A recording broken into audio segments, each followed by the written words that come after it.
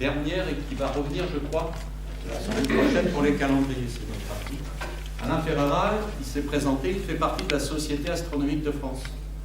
C'est une société qui a été conçue par Camille Flammarion. Camille Flammarion était un astronome et il diffusait la connaissance astronomique. C'était son dada, c'était son thème, il a vécu comme ça. Il y avait deux frères, l'un qui éditait et l'autre qui rédigeait les livres.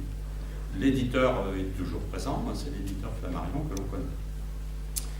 Et moi je suis dans une association en tant que bénévole qui a le lien, puisque c'est une association qui s'appelle les Amis de Camille Flammarion. Elle est située à Juvisy-sur-Orge, dans l'Essonne, et on a pour but la défense du patrimoine scientifique. Alors c'est un peu large. Le premier patrimoine, c'est l'Observatoire astronomique de Juvisy. Certains ont dû le voir, il est au bord de la Nationale 7. Il a été restauré, il a été classé monument historique en 2009, et la restauration a commencé. Elle a commencé par le haut, c'est-à-dire restauration de la lunette et restauration de la coupole. Alors dites-vous bien que c'est vous qui l'avez financé. Donc c'est votre financement et vous êtes cordialement invité à aller visiter cet observatoire. Par contre, le bâtiment, lui, a vécu pas mal de choses, beaucoup d'histoires. Il est en piteux état. Il n'y a qu'une seule chose qui est à peu près solide, c'est l'escalier qui monte en haut à la coupole. Donc on peut le visiter par groupe de 20. Ça se fait, vous pouvez passer à l'improviste les après-midi de la semaine. Sinon, vous avez les journées du patrimoine, les journées de la science, les journées particulières. Alors, à ce titre-là, les bénévoles de l'association sont sollicités pour faire des choses. Alors, on commence à avoir des orientations nouvelles. En particulier, vous avez vu que la réforme du temps scolaire, les communes recherchent des bénévoles pour trouver des activités. Donc là, on est un peu pris à la gorge, parce que même dans une association, il peut y avoir 500 personnes. Pour pouvoir intervenir dans la journée auprès des enfants, il faut être retraité. Et là, on se compte sur les doigts de la main. Donc on fait des interventions. Et à ce titre-là, le Conseil général de l'Essonne nous a financé un petit cirque gonflable. On a un dôme qui va servir de planétarium. Et on va commencer, je pense, dans l'année 2014, à faire des projections planétarium. Donc ça vous intéressera, vous avez peut-être l'occasion de venir. Bon, ça c'est un petit peu la présentation de l'association Les Amis de Camille Flammarion. Alors, est-ce qu'il y a une redondance avec la Société astronomique de France? Non. Bon, l'histoire de l'observatoire est un peu compliquée. S'il y a des questions après, je pourrais répondre, mais je ne rentre pas trop dedans, sinon on n'en sortira pas. Les problèmes d'héritage, c'est toujours compliqué avec les communes, la région, etc. Alors, à ce titre-là, dans cette association Les Amis de Camille Flammarion, qui est à côté, qui tourne autour de cet observatoire, on fait des expositions, des animations, des conférences. Donc on intervient sur différents sujets. Alors il y a un splendide cadran solaire qui se situe sur l'observatoire. Vous n'avez même pas besoin de rentrer dedans, vous le voyez de la Nationale 7. Il est très beau. Pas décoré, un petit peu comme le seraient les cadrans solaires de la Sorbonne ou autre, avec des dorures, etc. Mais un cadran solaire qui a été construit en 1910, restauré tous les 10 ou 15 ans, parce qu'il faut les restaurer, et qu'on vient visiter et expliquer. Alors, je vais vous parler, donc on a l'habitude un petit peu de parler du temps, mais on n'est pas des professionnels de l'astronomie, où on n'est pas forcément à l'Observatoire astronomique de Paris, dans le service qui gère le temps, donc on parle du temps en général. C'est un petit peu socio, économico, historico, astronomico. Voilà un petit peu le thème. Alors, lorsqu'on parle du temps chez nous, en fait, on parle effectivement du cadran solaire. On parle du cadran solaire quand on voit l'histoire de l'heure. Ça dure à peu près 3000 ans, l'histoire de l'heure. Il a fallu 3000 ans pour partir du piquet planté dans le sol. Vous l'avez vu, le gnomon que nous a présenté Alain Ferreira, planté dans le sol, où on voit l'ombre du soleil qui se déplace sur le sol, jusqu'à l'heure actuelle, qui n'est pas figée, qui s'appelle le temps universel coordonné, un truc un petit peu compliqué. Et le temps maintenant est tellement précis que ça pose des problèmes nouveaux qui ne sont pas encore bien résolus, qu'il va falloir résoudre dans quelques temps. Donc l'histoire de l'heure, l'histoire du temps, c'est une course à la précision et c'est adapté, intégré dans la vie de la société. Alors il y a plusieurs étapes, moi je le vois un peu comme ça. L'histoire de l'heure, ça a d'abord été l'heure des dieux, ou de Dieu. Certains en avaient plusieurs, d'autres un seul. Ensuite, ça a été l'heure du roi, l'heure des marchands. Ensuite, ça a été l'heure des physiciens, l'horloge atomique. Et puis maintenant, c'est plutôt l'heure des réseaux numériques, parce que tous ces réseaux, il faut les synchroniser, etc. Et puis les astronomes, et puis les satellites. Donc il y a eu plusieurs séquences. Bon, c'est dur. En général, pour parler du temps, c'est un petit peu comme vous l'avez organisé, il faut à peu près 3 heures. Première heure pour aller du cadran solaire, qui est relativement compliqué, jusqu'à, disons, 1911. Ensuite, il y a la période de 1900 jusqu'à 1970. Et puis la troisième période, et puis après on peut parler aussi des calendriers, puisque ce sont des objets de mesure du temps. Alors, au début, il faut bien se dire, dans la préhistoire, les gens, qu'est-ce qu'ils pouvaient faire dans la journée? Ben, la nuit, ils faisaient rien, ils dormaient. Hein. Et dans la journée, donc la journée, bon, alors ça, une petite parenthèse, la langue française n'est pas toujours très riche. On va s'en apercevoir, il y a des mots qui veulent dire plusieurs choses. En particulier, quand on dit le jour, ça peut être soit la journée que vous connaissez, qu'on connaît, 24 heures, soit le jour lumineux. Alors le latin était plus riche, les anglais sont un peu plus riches, donc si on veut parler du jour lumineux, on va parler diurne. Diurne, ça vient du latin dies, le jour, la lumière. C'est ce que vous retrouvez dans lundi. Le titre de lundi, c'est diem, le jour. Mardi, mercredi, etc. Et puis la période nocturne, la nuit, c'est nocturne.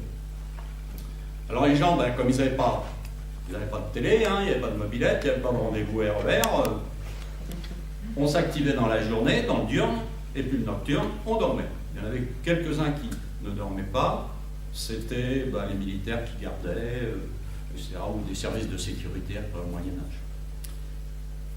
Mais comme vous l'a dit Alain Ferreira, vous l'avez vu dans les dispositifs, les gens ne vivant que dans la période diurne, il fallait découper la période diurne. Comment la découper? Pour essayer de... Alors là, c'était un petit peu compliqué. Bon, comme ils aimaient bien le chiffre 12, donc 12, ça revient pas mal d'histoire, on a découpé la partie diurne, en 12 parties.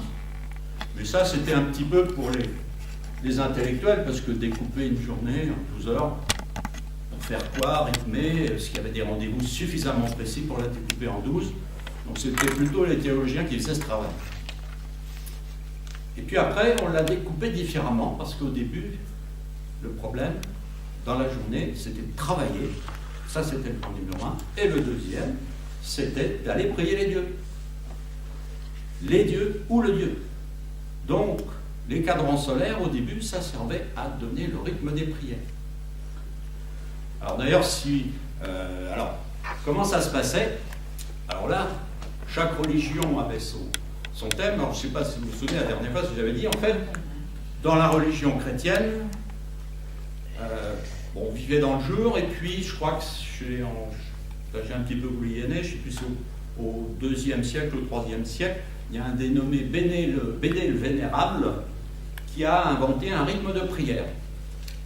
C'est-à-dire, il a inventé les prières, donc il y avait 7 prières dans le diurne et une prière dans le nocturne. La prière du nocturne, c'était la fameuse matine, les matines, souvenez-vous, frère Jacques, qui avait lieu à minuit, au milieu de la nuit. Et puis les autres se répartissaient dans la journée. Mais comment faire pour savoir que c'était l'heure des prières? Ah, c'était le problème des chrétiens. Ensuite, les musulmans. Les musulmans, c'est pareil. Il fallait l'heure des prières. Bon, on n'avait pas 8. Les chrétiens, les 8 heures, c'était ce qu'on appelait les heures canoniques. Hein. Puis les musulmans en avaient 5, mais c'était pareil, il fallait découper la journée en parties. Alors le cadran solaire pouvait aider, mais il y avait un problème. C'est que la partie diurne de la journée n'avait pas une durée constante. L'hiver, on le voit, les journées sont petites, et l'été, elles sont grandes. Alors, comment on va faire? n'y avait pas de pendule là, à cette époque-là, il n'y avait que le soleil. Bon. Alors, quand on plantait un bâton dans le sol, on voyait l'ombre du bâton qui tournait. Donc, quand le soleil se levait, on avait une marque, c'était le lever de soleil. Quand le soleil se couchait, ça faisait une autre marque de l'autre côté. Et puis, ça c'était la partie lumineuse, le diurne. On divisait en 5, selon le nombre de prières, en 7, etc. Bon. Puis ensuite, la saison changeait, ça se rapetissait. Ouais, ça se rapetissait, mais si on avait gravé dans le marbre les repères, c'était fichu. Alors, on a inventé un autre système, c'est qu'il y avait le gnomon, mais ce n'était pas l'ombre du bâton qui comptait, c'était l'ombre de la pointe. Et la pointe, elle suivait sur le sol, on traçait sur le sol une ligne correspondant à la journée. Imaginez que vous ayez une journée, bon, c'est plus facile quand on a un petit dessin, mais imaginez que ce soit aujourd'hui. Le soleil se déplace, vous tracez le parcours de la pointe. Ça va vous faire un trait qui va d'est en ouest. À un endroit vous allez le lever, à un endroit vous allez le coucher, vous divisez en ce que vous voulez, selon votre règle philosophique ou religieuse. Et puis ensuite, vous revenez plusieurs mois après, la pointe ne se déplace pas sur la même ligne, sur une autre ligne. Donc dans votre calendrier solaire, vous aviez des repères radiaux, c'était les heures, et vous aviez des repères, on ne va pas dire circulaires, mais des lignes en travers, qui représentaient les jours. Et on allait comme ça, du solstice d'hiver, qui est la période où le cercle est le plus court, parce que l'ombre est la plus courte, au solstice d'été, au mois de juin, où elle est la plus grande. Donc vous voyez qu'avec ces cadrans solaires, on pouvait avoir une heure, celle qu'on voulait, et on avait aussi un calendrier, puisqu'on savait quelle date on était. Il y avait un petit peu les deux choses dessus. Alors pour avoir l'heure des prières, pour avoir une espèce de calendrier universel qui marche quel que soit, eh bien on prenait la pointe et on regardait sur quelle ligne était la... Enfin, regardez, quel jour sommes-nous? Ah, nous sommes aujourd'hui... toc, donc la ligne est ici, et on regarde ensuite les repères des bâtons pour avoir les heures. Et puis si on revient un autre mois, on regarde la ligne. Donc voilà comment... Alors si vous allez... il nous a bien montré, hein, par exemple, une qui est très intéressante, c'est la mosquée de Kérouan.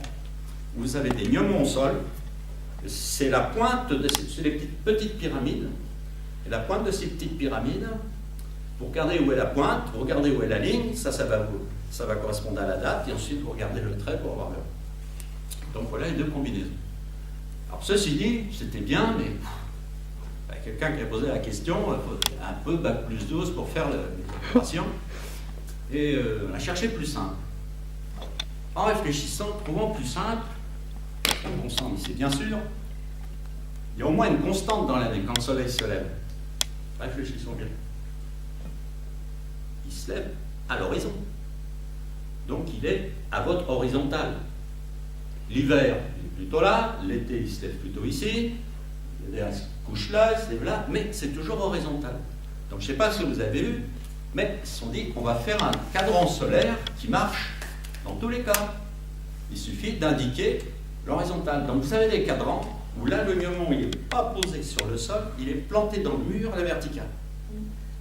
Et à ce moment-là, enfin, il est planté, horizontal, comme ça dans le mur, et vous avez un trait d'un côté, un trait de l'autre, c'est les levées et les couchers. Et là, vous divisez en 5 chez les musulmans, vous divisez en 7 chez les chrétiens, et vous avez vos heures des prières, soit les heures canoniales, soit les heures musulmanes. Donc ça, c'est les cadrans solaires, je dirais, religieux. Hein, puisque à l'époque, c'était surtout ça. Alors après, vous pouvez vous poser des questions, en disant, bon, les chrétiens, les matines de minuit, comment on fait? Bonne question, il n'y a pas de soleil. Alors là, c'était les prières. Alors il y avait une technique, hein. Vous prenez un chapelet, vous récitez, les catholiques peuvent avoir des prières, Notre Père ou Je vous salue Marie, un Notre Père prend 35 secondes, etc. Donc avec un chapelet vous comptez, et puis comme ça vous avez une idée de... Le soleil s'est couché, vous savez que minuit ça va être dans tant de temps, vous égrenez le chapelet. Ou alors vous avez des sabliers. Bon, c'était le travail d'un moine. Mais dans la chanson, c'était le travail de Frère Jacques. Frère Jacques, il était chargé de savoir à quel moment il y avait les matines, et à ce moment-là, on sonnait les matines. Parce que dans l'heure, il faut savoir l'heure, mais après, il faut le faire savoir. Comment fait-on savoir quelle heure il est? On n'avait pas encore inventé les aiguilles, à part l'ombre, les choses. Donc les premières horloges, c'était des cloches. D'ailleurs, si vous avez été en anglais, horloge, ça se dit cloche. Vous regardez dans les cathédrales, il n'y a pas d'horloge, il n'y a pas de pendule à aiguille, c'est des cloches. Vous allez à Notre-Dame, on vient de changer les cloches il n'y a pas longtemps, magnifique cloche. Alors, on sonnait les heures avec les cloches, et en plus, comme il y avait plusieurs timbres, on pouvait faire des combinaisons de timbres pour préciser l'événement. L'angélus, ou les prières de ce genre. Maintenant, dans les communes pauvres, il n'y avait pas l'argent pour se financer beaucoup de cloches, il n'y en avait qu'une. Alors, on ne pouvait pas faire de combinaison avec une cloche, donc qu'est-ce qu'on fait? On sonnait les nombres de coups. Un coup, ben, c'est l'heure de ceci, deux coups, c'est l'heure de cela, etc. Donc voilà un petit peu comment sont arrivées les premières façons d'aborder l'heure. Et puis après, arrive la période 1300. Vous êtes à peu près en 1300, en Moyen-Âge. C'est les premières horloges mécaniques qui arrivent. Alors une horloge mécanique, c'était pas du fameux, hein. Ça marchait quand ça voulait, mais il y avait quand même ça. Alors la première horloge mécanique qui a été inventée, on n'avait pas vraiment d'aiguille, hein, je ne sais pas trop ce que ça indiquait. Enfin, s'il y avait une aiguille, il n'y en avait qu'une, ça indiquait les heures, il n'était pas encore indiqué les minutes, les secondes et les autres. Mais 1300 arrive la première horloge qui commence à donner des indications sur les heures. Bien. Et puis les horlogers commencent à améliorer, ça devient un petit peu plus compliqué, un peu plus performant. Et là, qu'est-ce qui se passe? En fait, les rois, le roi, s'était aperçu que qui tenait le temps tenait le pouvoir. Hein. Chez nous, c'est l'information, mais à cette époque-là, s'était aperçu que les religions tenaient le pouvoir parce qu'elles tenaient le temps, c'est eux qui rythmaient le rythme de la journée. Donc les rois se sont dit, l'horloge arrive, à nous les petites horloges. Donc ça a été le début de l'heure du roi. Et on a mis des horloges sur les bâtiments royaux, les bâtiments publics. Si vous allez à Paris, la plus vieille horloge à aiguille, avec des heures et des minutes, c'est celle qui est à l'île de la Cité, carrefour de la Conciergerie. Elle a été restaurée il y a moins d'un an. C'est une beauté magnifique. Bon, par contre, il y a toujours le platane devant. J'ai de la nouvelle, on ne peut pas enlever le platane. Donc, pour faire des photos, il faut un peu ce temps. Mais voilà, la plus vieille, 1370. La plus vieille horloge de Paris. Alors, ceci dit, regardez là de l'extérieur, parce qu'à l'intérieur, c'est une horloge pilotée par GPS. Hein. La mécanique de l'horloge de cette époque, il n'y en a plus. Pourquoi? Parce que c'était pas fiable, ça ne vaut pas le coup de les restaurer, puisqu'il y a eu des mécaniques d'horloge, on va voir, qui sont arrivées après beaucoup plus précises. Alors, c'est ce qu'on appelait des horloges, je retrouve le mot, qui me reviennent. Bon, ça me reviendra. Mais disons, je vais vous dire pourquoi ces horloges n'étaient pas précises. Si je trouve une règle ou un bâton, quelque chose comme ça. Bon, je vais prendre. Oui, voilà. Il n'est pas très grand, enfin. Vous aviez une corde et vous aviez une sorte de bâton oscillant. Bon. Il n'y a pas un ressort qui le ramenait, c'est vrai. Vous pouviez lancer, tourner dans un sens, tourner dans l'autre. Et là, vous aviez une mécanique à engrenage qui lançait le balancier dans un sens. Une fois qu'il l'avait lancé, hop, l'engrenage le reprenait, le freinait et le rebalançait dans l'autre. Le bâton repartait dans l'autre sens, où là, il était freiné à nouveau et repropulsé vers l'avant. Alors, vous voyez tout de suite qu'il y avait beaucoup de mécanique, beaucoup d'énergie dépensée. Alors, ça veut dire que ces horloges, à folio, ça y est, on est revenu. Le bâton s'appelait, enfin, c'est ce tringle métallique qui s'appelait un folio. Il fallait beaucoup alors, il fallait la remonter au moins une fois par jour. Et comme la précision, elle était dans la mécanique, ça pouvait prendre facilement un quart d'heure en avance ou en retard par heure. Ça, c'est pour Monsieur Canet. Donc, c'était des métiers à temps complet. Vous aviez des personnes qu'on appelait des clercs d'horloge. C'est le petit boulot de l'époque. Ça consistait à monter les pendules, au moins une fois par jour, et à les remettre à l'heure. En allant regarder le cadran solaire. Lui, a priori, était plus précis. Bon, on a vécu comme ça pendant un certain temps. Et puis, progressivement, les choses se sont améliorées. En particulier, un système d'horloge qu'on appelle aujourd'hui, vous voyez si vous aviez une vieille grande... c'est dommage, parce que Camille Flammarion, on a une vieille horloge, mais vous en avez peut-être chez vous, des franc-comtoises, parce qu'elles sont transparentes, on arrive des fois à voir le mécanisme. Vous savez, maintenant, un système qu'on appelle échappement à encre. Parce qu'il y a une pièce métallique qui ressemble à une encre marine inversée, et ça vous donne un échappement très régulier. Beaucoup plus régulier. Et là, le problème, c'est que cet échappement, en fait, il joue sur le balancement d'un pendule, et on n'a plus besoin d'une énergie phénoménale pour faire tourner une barre de fer dans un sens et dans l'autre, etc. Là, on a juste à entretenir le mouvement d'un pendule, juste un petit souffle, petite mécanique. Alors, ces horloges-là, il n'y a plus besoin de les remonter une fois par jour, on les remonte des semaines ou 15 jours, et puis comme il n'y a pas beaucoup de mécanique qui intervient, pas de frottement, la précision est meilleure. Et puis ça s'est amélioré progressivement. Alors, par contre, dans les horloges, le terme c'est horloge. Quand on parle de pendule, c'est parce qu'on a une horloge à pendule, avec un balancier, comme le pendule de tournesol, une pièce métallique, etc. Alors l'ennui de ces...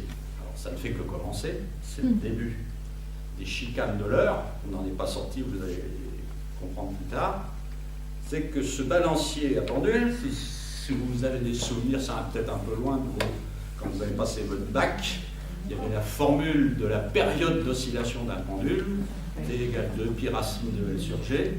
L, c'est la longueur du pendule, bon, ça va, et G, c'est la pesanteur.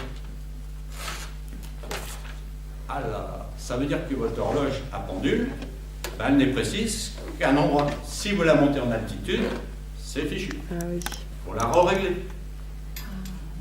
Alors, ils se dit, oh là là, c'est bien. Comme un instrument de musique. Bon. Et c'est à ce moment-là qu'on a inventé le système à balancier, ce qu'on peut retrouver dans les montres mécaniques. C'est au lieu de faire osciller un pendule, c'est un disque qui tourne avec un ressort de rappel. C'est-à-dire que la force de rappel, c'est plus la pesanteur qui ramène le poids dans le pendule, c'est un ressort. Donc on n'est plus tributaire de la pesanteur, mais de la qualité d'un ressort. Il suffit d'avoir un ressort qui soit constant dans le temps, qui ne vieillisse pas trop vite, qui ne change pas trop de caractéristiques avec la chaleur, etc. Bon, ça c'est le but. Et à partir de ce moment-là, on a commencé à avoir des horloges précises. Miracle. Plus de pendule, donc on n'est plus tributaire de la pesanteur. Et puis avec le système à échappement, on a une pendule qu'on peut déplacer. Bien. Okay. Mais le problème, c'est que l'horloge étant précise, on s'est aperçu qu'il y avait un problème avec le cadran solaire. Ben oui, parce que l'horloge, elle tourne régulièrement. Et ça a permis de voir que le soleil, il ne tournait pas régulièrement. Bon, on savait qu'il y avait déjà les saisons, il y avait les diurnes courts et les diurnes grands. Mais maintenant, on s'aperçoit que si on vient tous les jours à midi de l'horloge, le soleil, il n'est pas au même endroit. Un coup, il est un petit peu à gauche, un petit peu à droite, et il se balade comme ça dans la saison. Alors, certains ont fait des photos, l'association Camille Flammarion, il y en a qui en ont fait. Donc, vous faites des photos tous les jours sur l'année. Et au lieu de voir le mouvement du soleil à midi, qui normalement, pendant un an, doit se déplacer sur une verticale, entre le solstice d'hiver ou les plus hauts solstices d'été, il se déplace sur un 8. Alors, sur certains cadrans solaires, vous voyez des traits, vous voyez des 8. Qu'est-ce que c'est ce truc-là? Et bien, c'est parce que, alors, en termes scientifiques, c'est ce qu'on appelle l'équation du temps. L'équation, alors, c'est une équation, ça fait peur, mais ne cherchez pas l'équation. L'équation, je crois que dans le latin, c'était simplement montrer. C'est simplement l'écart qu'il y a entre quelque chose d'irrégulier, donné par l'horloge, et le mouvement de la Terre. On s'aperçoit qu'il n'est pas régulier. Alors pourquoi il n'est pas régulier? Bon, ça c'est un problème d'astronomie. Alors essayons de voir pourquoi il n'est pas régulier. Déjà, Quand on est sur Terre, on voit le Soleil se déplacer. Mais bon, vous avez tous compris, en fait, c'est nous qui nous déplaçons et le Soleil qui ne bouge pas. Mais on va faire comme si. Donc la Terre tourne autour du Soleil, mais elle tourne sur une courbe qui n'est pas un cercle, c'est une ellipse. Et quand vous tournez sur une ellipse est caractérisée par 2 foyers, mais peu importe, il y a un moment donné où la trajectoire de la Terre passe près du Soleil, ensuite elle s'éloigne, elle revient, etc. Et quand elle passe près du Soleil, elle est accélérée. Il va un peu plus vite. Et ensuite, elle ralentit, et elle revient. Wow. Hein? Vos enfants sont très bien au courant, ils savent comment on fait pour accélérer les satellites, pour aller voyager dans l'espace. On les fait passer à côté d'une planète, très près, et en passant autour de la planète, pof, ils prennent un coup d'accélération et ça repart. Comme dans les... comment ça s'appelait dans les bumpers, là, quand la boule vient taper, elle est renvoyée, etc. Bon. Alors, en combinant tout ça, c'est ça qui fait que le mouvement du Soleil, le mouvement apparent, n'est pas régulier. Alors, on se croyait sauvé, on se croyait tranquille, hein, avec une belle horloge à balancier, puis maintenant, c'est le cadran solaire qui vient nous compliquer la vie. Alors, il va falloir mettre du ménage, mettre de l'ordre dans tout ça. Alors, c'est là où on commence à avoir des problèmes de vocabulaire. Alors, attention, on se cramponne. Le Soleil, quand il projette son ombre sur un mur, et vous regardez, une indication horaire, c'est ce qu'on va appeler l'heure solaire vraie. Vous voyez un cadran solaire, venez voir sous le Camille Flammarion, allez à la Sorbonne, allez là, il y a une bonne dizaine de cadrans solaires dans le sud de Paris, vous pouvez voir, il y en a même en banlieue. L'heure indiquée sur le cadran solaire, c'est l'heure solaire vraie. Ok ? C'est pas du tout l'heure de la montre. On en est loin. On a encore 3000 ans derrière nous avant d'arriver à l'heure de la montre. Alors, comme il y avait un mouvement irrégulier, on a dit, bon, ben, on va inventer un autre temps. Parce que les horloges, il faut bien dire une chose, hein, Alain Ferrara avait commencé à en parler, quand les gens se sont aperçus de ça, ils sont allés voir les horlogers en disant, monsieur l'horloger, vous ne pourriez pas bricoler la pendule pour qu'elle suive le cadran solaire? Déjà, ma pendule, j'ai du mal à la faire marcher. Si en plus, il faut que je mette des systèmes compliqués pour qu'elle ralentisse dans certaines périodes de l'année, accélère dans l'autre, non, on ne va pas s'en sortir. Il n'y en a qu'un qui a fait ça. C'est une petite parenthèse, vous ne le raconterez pas. Je ne sais pas si vous savez, celui qui a inventé la télévision, qui a inventé la télévision, qui a inventé le premier fax, qui a inventé l'horloge parlante. C'est un dénommé Monsieur Édouard Belin. Bon. Dommage pour lui, c'est vraiment un sinistre, pas un sinistre, mais vraiment un inconnu célèbre, alors qu'il a fait des travaux exceptionnels. C'est lui qui a réalisé l'horloge parlante mécanique qu'on connaît, enfin pas celle de maintenant, des enregistrements numériques, la première horloge mécanique. C'est lui qui a fabriqué le premier fax pour la presse qu'on appelait le bélinographe. Vous aviez dans les photos de presse, vous aviez en dessous transmises par Bellino. Bellino, c'est bon, ok. Et bien, ce monsieur, quand il était au lycée, il était déjà très très bricoleur, très très malin, très très inventif, et quand il passait son bac, il était au lycée, je crois, il me semble que c'est dans le Saunier, c'est dans l'Est, il avait bricolé l'horloge de l'école pour que les récréations soient plus longues que les cours. Alors, la ville ne lui en a pas voulu, puisque le lycée porte son nom, mais c'est le seul horloger qui a bien voulu faire quelque chose.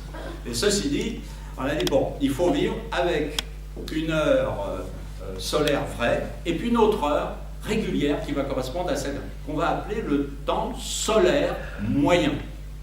Alors vous avez le temps solaire vrai, ce qui s'affiche sur l'écran, et puis le temps solaire moyen. Et puis il faut les passer de l'un à l'autre. Donc c'est là où intervient l'équation. Alors si vous allez sur Internet, vous tapez équation du temps, vous allez avoir un tableau qui, en fonction du jour de l'année, vous donne l'écart par rapport à l'indication. Alors cet écart, c'est à peu près un quart d'heure en plus ou en moins. Prenez un cadran solaire, vous allez voir, si vous allez à Camille Flammarion, sur l'indication midi, vous avez le trait midi normal, auquel tout le monde s'attendait, et puis vous avez le 8 qui correspond au véritable mouvement du soleil. La largeur du 8, c'est à peu près 30 minutes. Ça veut dire que vous avez un quart d'heure d'un côté, un quart d'heure de l'autre. Donc, dans l'année, vous rectifiez ça. Alors, là, on vient de franchir une étape, c'est-à-dire pour aller de l'heure du cadran solaire, celle qui est affichée sur les cadrans solaires, vous voyez dans les rues, sur les murs, etc., à l'heure de maintenant, il va y avoir 4 facteurs correcteurs. 4 corrections à apporter. La première, c'est celle-ci. La première, c'est il faut passer de l'heure solaire vraie à l'heure solaire moyenne, à partir de l'équation du temps. Bon, ok, il faut s'y faire. Et puis la vie continue. Le roi, là, c'était l'heure du roi. Le temps avance, les gens voyagent, on voyage avec des diligences, des relais de poste. L'observatoire Camille Flammarion, qui a Juvisy, c'était un des premiers relais de poste. Pour dire, bon, à 30 km de Paris, hein, c'est pas la seule ville où il y avait le premier relais de poste. Hein, vous avez Arpajon, vous avez Paris-Vieille-Poste, qui est la commune. Donc c'était un relais de poste où on changeait les chevaux. Bon, on n'était pas très précis sur les horaires. Mais 1840, l'arrivée des chemins de fer. Ah, là, les chemins de fer, ils roulaient vite. Et c'était pas comme maintenant, ils étaient à l'heure. Ils étaient à l'heure et il a fallu faire des horaires. Comment va-t-on faire? Alors là, vous avez bien compris que notre cadran solaire qui indiquait l'heure solaire vraie et l'heure solaire moyenne, ça se faisait à un endroit donné, dans une ville. Ça voulait dire qu'en 1840, au moment de l'arrivée des chemins de fer, vous aviez l'heure solaire vraie dans la ville. Avec l'équation du temps, vous passiez à l'heure solaire moyenne. Et c'était l'heure de la ville. Si vous étiez à Nantes, c'était l'heure de Nantes. Le train arrive, il vient de Paris. Ah oui, mais alors l'horaire à Paris. Bon. Alors il a fallu commencer à faire un petit peu le ménage. Donc dans les horaires, les Français et les Anglais ont joué un petit peu la même chose. On a pris plutôt comme horaire le temps moyen de la capitale. C'était facile parce que les chemins de fer en France et en Angleterre sont centralisés partout, soit de Londres, soit de Paris. Donc on prenait le temps moyen de la capitale. Bien. Et puis ensuite, vous aviez l'heure dans l'horaire, il fallait ensuite faire la conversion, etc. Bon.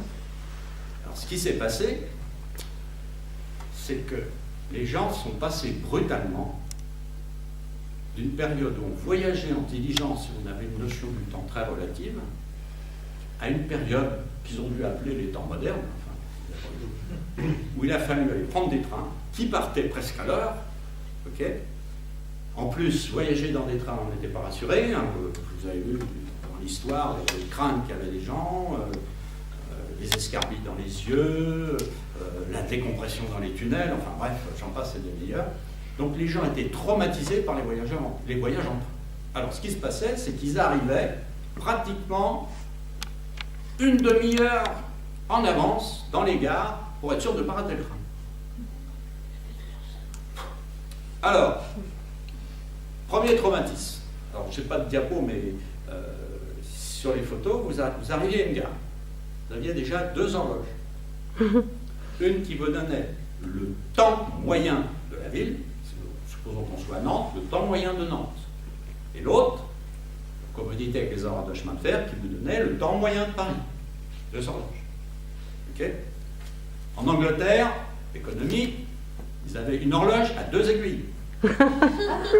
Les 2 aiguilles étaient soudées, en fonction de la distance qu'il y avait entre les deux. Donc les 2 aiguilles tournaient ensemble, l'une de Londres et l'autre de, je sais pas, Bristol, etc. Bon, chacun a son invention. Mais là encore, ça ne suffisait pas. Les gens étaient sur les quais, ils étaient énervés, et puis les quais étaient encombrés, les gens arrivaient en avance. Bon. Alors les chemins de fer ont réagi, ils se sont dit, faire quelque chose.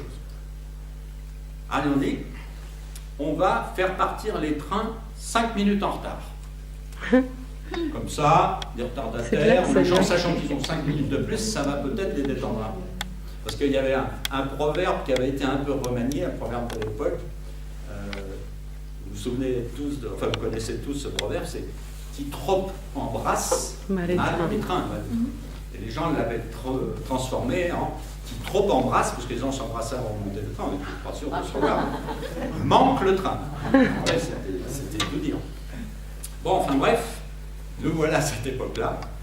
Donc, on hésite de décaler. Alors, il y avait donc sur le quai une autre horloge décalée de 5 minutes en retard, et le conducteur de train partait selon cette heure-là. Alors voilà, donc les gens avaient 3 heures à leur disposition. Le temps moyen de la ville, le temps moyen de la capitale, et ce qu'on a appelé l'heure du train. Et comme ces 5 minutes, ça correspond à une distance, vous savez que la circonférence de la Terre, ça va être 24 heures. Okay, donc vous pouvez mesurer des distances sur des parallèles, soit en kilomètres, mesurées en heures. Or, 5 minutes, ça correspond à la distance entre Paris et Rouen. Et on appelait cette heure-là l'heure de Rouen. Et l'heure de Rouen était en service, alors là, ça devient complètement ésotérique, a fonctionné pratiquement depuis 1850 jusqu'en 1911. Où là, il a fallu un arrêté, le chef de l'État a dit, c'est fini, il n'y a plus d'heure de Rouen. Mais alors tout le monde se basait sur l'heure de Rouen, il y avait même des heures de Rouen dans les services administratifs, puisque tout le monde vivait à l'heure de Rouen. Bon, enfin bref, voilà comment s'est située cette période. Donc on a appelé l'heure des marchands, le temps des marchands, les gens voyageaient, etc. Donc ils avaient des problèmes. Alors ceci dit, il fallait quand même coordonner tout ça. Alors il y a une période très trouble, très mouvementée, entre cette période, 1840, et puis ce qui s'est passé avant, entre 1300 où est arrivée la première pendule, première horloge, et puis 1840. Pourquoi? Parce qu'on sentait déjà qu'il fallait parler un petit peu de l'heure de référence. Quelle est l'heure légale? De quelle heure parle-t-on? Alors déjà, il y avait le conflit, midi. Alors il y a quand même quelqu'un qui a dit, le roi a décidé que midi, c'était l'heure solaire vraie. Donc c'est à ce moment-là, c'était une réminiscence un petit peu du pouvoir des hommes de la religion, parce que c'était avec le cadran solaire qu'on marchait. Quand le cadran solaire indiquait midi, on sonnait les cloches, ding ding dong, c'était midi. Comme c'était, je dirais, l'heure de référence, on ne pourrait pas appeler l'heure légale, parce que bon, maintenant on appelle ça l'heure légale. Eh bien les horloges, on les mettait à l'heure en fonction des cloches. Alors si vous allez à Saint-Sulpice, à Paris, à Saint-Sulpice, vous savez, l'obélisque à l'intérieur, en fait c'est une méridienne, c'est une horloge, c'est un cadran solaire qui donne qu'une seule heure, l'heure de midi. Et quand le soleil passait à midi, un abbé, peut-être frère Jacques, allait et sonnait pour dire c'est midi. Et les horlogers, toc, toc, mettaient les horloges à l'heure. Pour ceux qui n'aimaient pas les cloches, bon, le roi a repris le pouvoir, en disant bon, ça c'est l'église. Moi, il y a, par exemple, si vous allez au palais royal, au jardin du palais royal, au milieu là, d'un côté vous avez une colonne de Burel, et de l'autre côté vous avez un espace vert, au milieu vous allez voir un canon solaire. Un petit canon, et à l'époque il y avait une cartouche, quand le soleil était à midi, paf, il donnait un coup de canon, et hop, on mettait les horlogeurs à midi. Donc ça a vécu comme ça. Bon. Puis après, quand même, l'heure solaire, ça avait pu, quand vraiment les voyages sont arrivés, il fallait mieux raisonner en temps moyen, et en temps moyen de la capitale. Alors on a dit, il va falloir réformer l'heure. On va prendre comme référence, non plus le temps solaire, mais le temps moyen. Alors là, catastrophe, il a fallu que tout le monde... Alors ça a été une période difficile. Le monsieur qui avait posé la question, mais comment est-ce qu'on fait pour s'y retrouver? Jusqu'ici, il n'y avait qu'à écouter. Mais là, c'est la catastrophe parce que le temps moyen, si vous n'avez pas d'horloge, comment vous faites? Alors il fallait, dans les mairies, il y avait un kit. On vendait un kit pour monsieur le maire. Alors il y avait une méridienne, c'était une horloge qui indiquait le midi solaire. Et à côté, vous aviez un tableau, l'équation du temps, qui vous permettait d'avoir le temps moyen. Alors là, vous imaginez le paysan qui regardait la méridienne, qui regardait, il fallait faire des corrections, etc. Et puis après, on lui dit, maintenant, il va falloir passer au temps moyen. Alors jusqu'ici, ils vivaient comme ils pouvaient, mais quand on leur a dit, il faut passer au temps moyen, alors là, comment on va faire, ma femme, etc.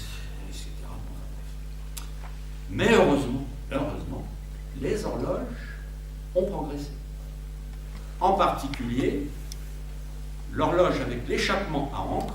Alors, il y a un avantage dans l'horloge avec l'échappement à encre, c'est que l'échappement à encre ne nécessite pas beaucoup d'énergie, donc il n'y a pas besoin de remonter la pendule. Il est relativement précis et c'est très facile à faire. L'horloge qu'on présente à l'observatoire Camille Flammarion, c'est une horloge fabriquée par un serrurier, pas un horloger suisse ou anglais. C'est très rustique. Et avec ça, on a une heure. Ça a été la première démocratisation de l'heure. À partir du moment où on a réussi à faire des horloges qui ne coûtaient pas cher, etc., parce que si c'est facile à faire, ça ne coûte pas cher, là, les gens ont eu des horloges chez eux, et ils ont respiré. Plus besoin d'aller à la mairie, de regarder le mini solaire, de faire la conversion avec le tableau d'à côté pour savoir. C'était compliqué. Alors ça,